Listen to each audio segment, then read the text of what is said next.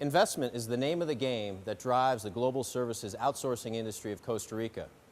It also happens to be one of the most important priorities for Laura Chinchilla, who was elected president several months ago and stepped into office in May. We've come here to San Jose to speak to Laura directly. What does the global services outsource industry mean to the economy of Costa Rica? Well, it means a lot because the Costa Rican economy has changed during the last 20 years thanks to two important areas. One is tourism. We have been able to put a very original distinction on the kind of tourism we are attracting, which is the ecotourism, and the other source of economic growth has been the foreign investment on high-tech fields.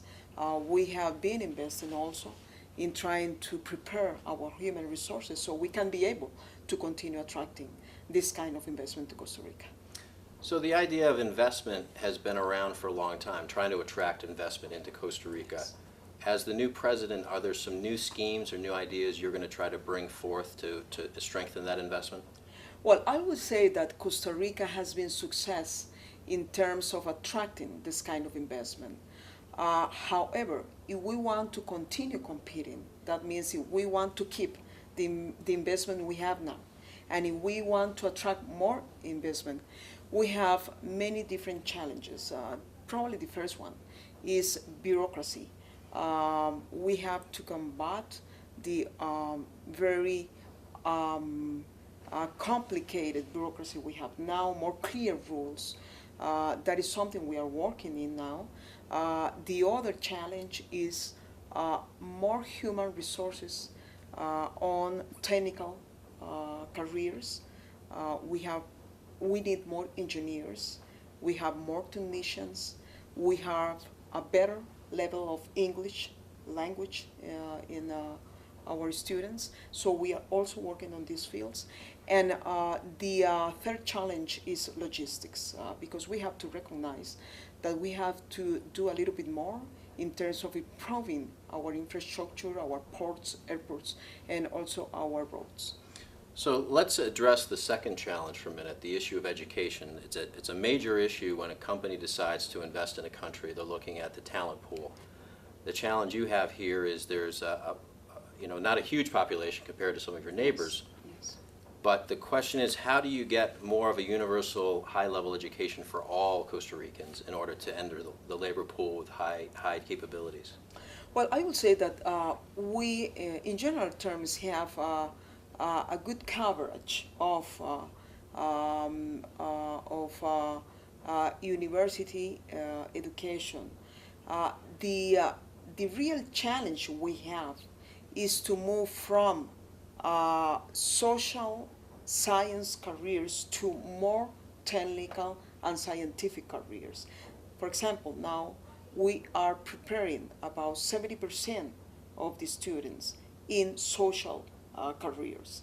And the issue is that these professionals do not find the jobs they are looking for. On the other hand, we are losing some very important opportunities of attracting more investment, because what these investors are looking for are not for social scientists but for scientific technicians, engineers. So what we are doing now is negotiating with the universities, both public and private universities, in order to make some changes in the curriculum, and so try to move to a more scientific and technical oriented formation for our human resources.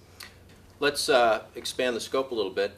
Asia has been a big focus for Costa Rica, looking beyond in terms of trade and export opportunities. What's your view on Asia in terms of engagement and now into the future?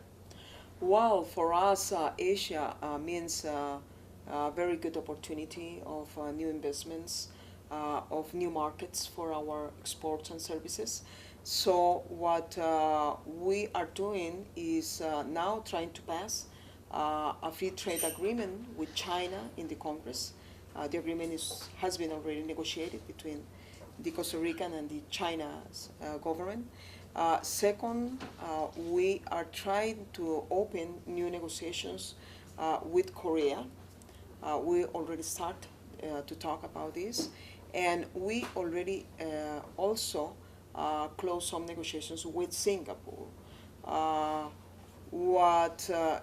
ambition is to be part of APEC because we think that Asia is a very good opportunity in the future for all the Latin American countries and, of course, for Costa Rica. Mm-hmm. One of the challenges you face, Laura, as you enter 2 months now in office is, there, on one hand, Costa Rica is seen as a very welcoming, open country. However, there's this rising issue, perception around more challenges of the narco trade, the illegal narcotics. How do you address that head on without sacrificing your openness and warmth that you're perceived? Yes. Well, I would say that this is the challenge for most of the societies all around the world now. So what we are trying to do, because also we are very special, contrary to other countries, we do not have an army. So what we are trying to do is to be more efficient in combating narcotics, organized crime, with the instruments of the rule of law, with a professional police, trying to use in a better way the information, more intelligence, and more cooperation with our neighbor countries, and of course with our allies like the United States and European countries. Mm-hmm. I guess the final question is, what's it like to be president of Costa Rica? What's it like waking up every morning in the role you have? Wow, this is a privilege. Let me tell you that Costa Rica is a wonderful country. We are an environmental potential power in the world. We also have a very good record in terms of human rights, the respect of law. We are the most antique democracy in Latin America, so this is a wonderful country. And for me, this is a privilege. At the same time, this is a challenge because I am supposed to keep the path and trying to do much more. Our goal is to move Costa Rica to become the first developed country in Latin America, and also to become the first country carbon neutral in the whole world. So we have two very important goals we are moving to, and I'm sure we will be able to reach those goals. Probably not during my administration, but by the 2021, we think we will reach them. One other thing, you're a trailblazer, obviously, because you're a woman, first woman in this role, sitting in this seat in Costa Rica. How do you feel about that? Do you sort of understand that there's a really important role you play in terms of a role model for other Latin American women throughout the region? Well, I would say that Latin America is giving the example to the rest of the world, because in Latin America you already find many women that have had the opportunity to be president, and probably you will have 2 or 3 more during the next years. In the case of Costa Rica, we see this experience like something very natural, since we already had achieved a very important number of women in Congress. We also have a very important number of women in the Supreme Court. So I think this was the next natural step to have women in the presidency of the Republic. Well, fantastic. Well, we're so glad you could join us today, and we'll visit you again in the future. Thank you, thank you. Thank you for this opportunity.